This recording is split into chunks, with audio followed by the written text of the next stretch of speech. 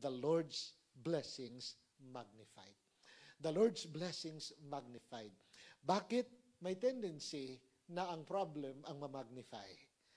May tendency na ang circumstances ang mamagnify, lalo na pag drinamahan pa natin ang ating mga problema. Mga kapatid, i-magnify natin ang blessings ni Lord.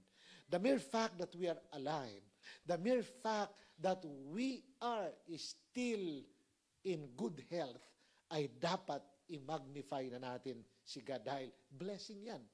Yung iba ngayon ay nakahiga, hindi makatayo, nakaratay, at nahihirapang huminga. Pero ikaw, sa biyaya ni Lord, malakas na malakas, malusog na malusog. The Lord's blessings magnified. Kaya naman si Mary, hindi niya finokus ang kanyang problem. Hindi niya finokus yung mga sinasabi ng mga tao. Ang finokus niya, ang blessings ni God, na siya ay maging servant upang isilang ang anak ng Diyos na buhay.